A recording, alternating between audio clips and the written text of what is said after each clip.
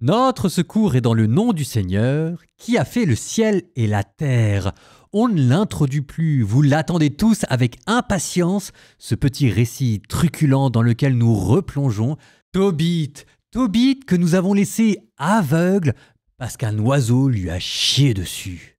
Ah, comment va-t-il réagir? Vite, Tobit, chapitres 3 et 4.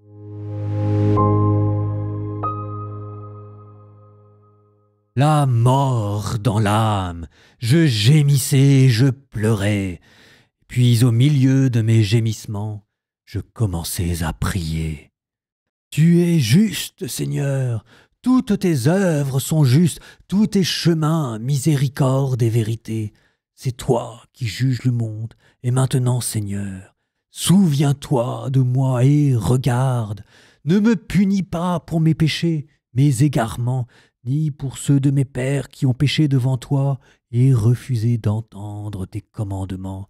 Tu nous as livrés au pillage, à la déportation et à la mort, pour être la fable, la risée, le sarcasme de toutes les nations où tu nous as disséminés. Et maintenant encore, ils sont vrais, les nombreux jugements que tu portes contre nous, pour mes péchés et ceux de mes pères, car nous n'avons pas pratiqué tes commandements, ni marché dans la vérité.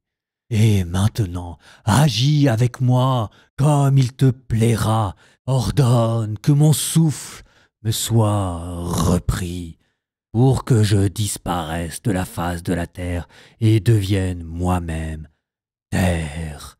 Pour moi, mieux vaut mourir que vivre, car j'ai entendu des insultes mensongères, et je suis accablé de tristesse. Seigneur, ordonne que je sois délivré de cette adversité. Laisse-moi partir au séjour éternel, et ne détourne pas de moi ta face, Seigneur, car pour moi, mieux vaut mourir que de connaître tant d'adversités à longueur de vie.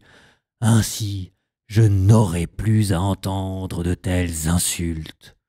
Or, ce jour-là, Sarah, la fille de Raguël d'Ecbatan en Médie, se fit elle aussi insultée par une jeune servante de son père. Elle avait été en effet mariée 7 fois, et Asmodée, le pire des démons, tuait les maris avant qu'ils ne se soient approchés d'elle. Donc la servante dit à Sarah, « C'est toi qui as tué tes maris. En voilà déjà 7 à qui tu as été donné en mariage, et d'aucun d'entre eux tu n'as porté le nom. Pourquoi nous fouetter sous prétexte que tes maris sont morts? Va les rejoindre. Puissions-nous ne jamais voir de toi un fils ni une fille. » Ce jour-là, Sarah, la mort dans l'âme, se mit à pleurer, et elle monta dans la chambre haute de la maison de son père avec l'intention de se pendre. Mais à la réflexion, elle se dit, « Eh bien, non. On irait insulter mon père et lui dire, « Tu n'avais qu'une fille très aimée, et elle s'est pendue à cause de ses malheurs. Et je ferai ainsi descendre mon vieux père plein de tristesse au séjour de mort. Mieux vaut pour moi ne pas me pendre, mais supplier le Seigneur de me faire mourir, pour que je n'ai plus à entendre de telles insultes à longueur de vie. » À l'instant même, elle étendit les mains vers la fenêtre et fit cette prière. « Béni sois-tu, Dieu de miséricorde, béni soit ton nom pour les siècles, que tes œuvres te bénissent à jamais. Et maintenant, j'élève vers toi mon visage et mes yeux. Parle, que je disparaisse de la terre et n'ai plus à entendre d'insultes. Tu sais, toi, maître, que je suis indemne de toute impureté d'homme, que je n'ai pas à déshonorer mon nom, ni le nom de mon père, sur ma terre d'exil. Je suis la fille unique de mon père. Il n'a pas d'autre enfant pour hériter de lui, ni de parents proches ou lointains pour qui je devrais me garder comme épouse. J'ai déjà perdu 7 maris. À quoi bon vivre encore? Et s'il ne te semble pas bon de me tuer, Seigneur, entends au moins l'insulte qui m'est faite. » À cet instant précis, la prière de l'un et de l'autre fut portée en présence de la gloire de Dieu où elle fut entendue. Et Raphaël fut envoyé pour les guérir tous deux. Ah, Tobit, pour enlever le voile blanchâtre qui couvrait ses yeux afin que, de ses yeux, il voie la lumière de Dieu, et à Sarah, fille de Raguël, pour la donner en mariage à Tobie, fils de Tobit, et expulser d'elle Asmodée, le pire des démons. En effet, c'est à Tobie que revenait le droit de l'épouser, plutôt qu'à tous ses prétendants. Juste à ce moment, Tobit rentrait de la cour dans sa maison, tandis que Sarah, fille de Raguël, descendait de la chambre haute. Ce jour-là, Tobit se souvint de l'argent qu'il avait mis en dépôt chez Gabaël à Raguès de Médie. Il se dit en lui-même « Voici que j'ai réclamé la mort. Ne devrais-je pas appeler mon fils Tobie et lui parler de cet argent avant de mourir ?» Il appela son fils Tobie qui vint à lui. Tobit lui dit « Mon enfant, quand je mourrai, enterre-moi dignement. Honore ta mère et ne l'abandonne pas aussi longtemps qu'elle vivra. Fais ce qui lui est agréable et ne l'attriste en rien. Souviens-toi, mon enfant, de tous les risques qu'elle a courus pour toi quand tu étais dans son sein. Quand elle mourra, enterre-la auprès de moi dans le même tombeau. Chaque jour, mon enfant, souviens-toi du Seigneur, garde-toi de pécher et de transgresser ses commandements. Fais ce qui est juste tous les jours de ta vie et ne marche pas dans les voies de l'injustice, car ceux qui agissent selon la vérité réussiront dans leurs entreprises. À tous ceux qui pratiquent la justice, fais l'aumône avec les biens qui t'appartiennent. Ne détourne ton visage d'aucun pauvre, et le visage de Dieu ne se détournera pas de toi. Mon fils, agis suivant ce que tu as. Si tu es dans l'abondance, donne davantage. Mais si tu as peu, donne selon le peu que tu as. Quand tu fais l'aumône, mon fils, n'aie aucun doute. Tu te constitues un beau trésor pour tes jours de détresse, car l'aumône délivre de la mort et empêche d'aller dans les ténèbres. Pour tous ceux qui la pratiquent, elle est une bonne offrande devant le Dieu Très-Haut. Mon fils, garde-toi de toute union illégale. Et tout d'abord, prends femme dans la descendance de tes pères. Ne prends pas une étrangère, car nous sommes les fils des prophètes. De Noé, qui fut le premier prophète, d'Abraham, Isaac et Jacob, nos pères des origines. Souviens-toi, mon fils, ils ont tous pris femme dans le clan de leurs frères, et ils ont été bénis dans leurs fils, et leur descendance aura un héritage. Quant à toi, mon fils, aime tes frères, et ne jette pas un regard orgueilleux sur les filles de tes frères, car dans l'orgueil, il y a ruine et grand désordre, et dans une conduite indigne, abaissement et indigence extrême. C'est le début de la misère.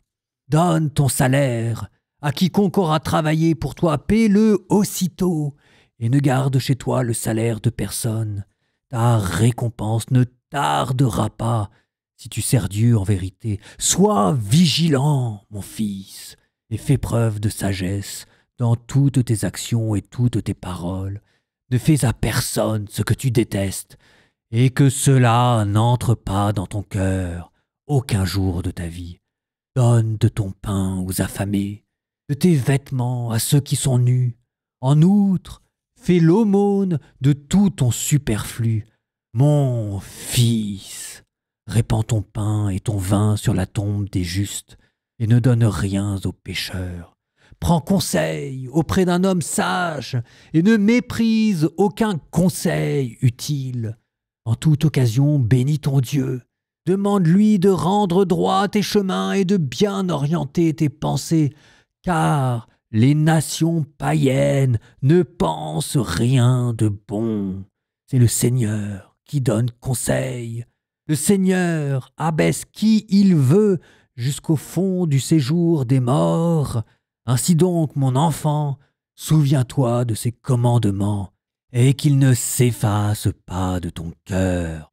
À présent, mon enfant, je te signale que j'ai mis en dépôt 10 talents d'argent chez Gabaël, le frère de Gabri, à Ragès de Médie. Ne t'effraie pas, mon enfant, si nous sommes devenus pauvres. Tu as de grands biens si tu crains Dieu, si tu fuis tout péché, et si tu fais le bien devant le Seigneur ton Dieu.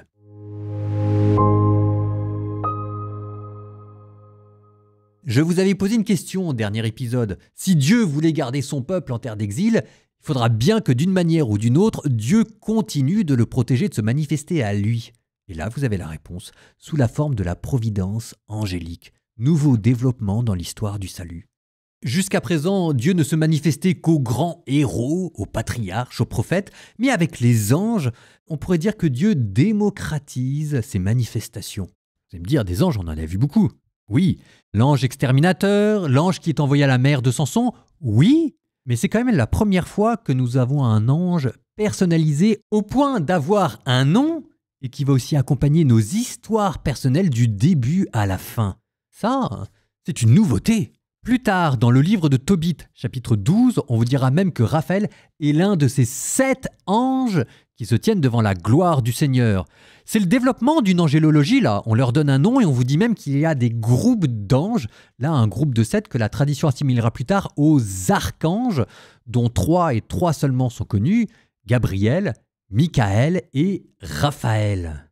Là, nous sommes en terre d'exil et nous voyons la révélation qui progresse, ici sous la forme d'une angélologie plus élaborée. Les questions que nous avions abordées la dernière fois, Dieu y répond. Peut-être pas à la manière d'un grand discours ou de solutions magiques, mais il y répond de manière pratique en envoyant un ange. Bon, revenons un instant, si vous le voulez bien, un peu plus sur ce Raphaël. C'est qui Raphaël ? Raphaël, ça signifie Dieu guérit. Raphaël, c'est l'ange du voyage intérieur comme du voyage extérieur. Il est moins connu que ses compères Gabriel et Michael. Il apparaît ici sous les traits d'un homme humble, discret, compagnon de route. Il ne se présente pas comme un envoyé céleste, mais il marche aux côtés de l'homme. C'est avant l'heure un ange gardien. Là, vous allez le voir au cours de ce récit, il n'impose rien. On peut lui parler avec simplicité. Il ne guide pas, il oriente. Il est l'image de la providence. C'est derrière les coïncidences, les rencontres, les détours du destin, il y a un ange, Raphaël, l'ange de la guérison, qui œuvre silencieusement pour que la volonté de Dieu se réalise dans le concret. Il ne brille pas comme Gabriel qui est l'ange des révélations extraordinaires, celui qui fut envoyé à Marie. Il ne fait pas peur comme Michael avec l'épée flamboyante qui combat le diable. Il est celui qui guérit. La maladie physique, mais aussi les maladies spirituelles, les liens brisés, les peurs, les solitudes. C'est un compagnon. Il est l'ange de nos solitudes. Non, vraiment, vous allez voir tout au long de ce récit, Raphaël, c'est l'archange le plus sous-coté. Et maintenant, si vous le voulez bien, retournons du côté du livre des Proverbes. Proverbes 9, 7 à 12. Qui corrige l'homme insolent ne reçoit que mépris. Qui reprend le méchant s'en trouve sali. Ne reprends pas l'insolent, il va te haïr. Reprends le sage, il t'aimera. Si tu donnes au sage, il devient plus sage. Si tu instruis le juste, il progresse encore. La sagesse commence avec la crainte du Seigneur. Connaître le Dieu saint, voilà l'intelligence. Par mois se multiplient tes jours et s'augmentent les années de ta vie. Si tu es sage, c'est pour toi que tu es sage. Si tu fais l'insolent, toi seul en pâtiras.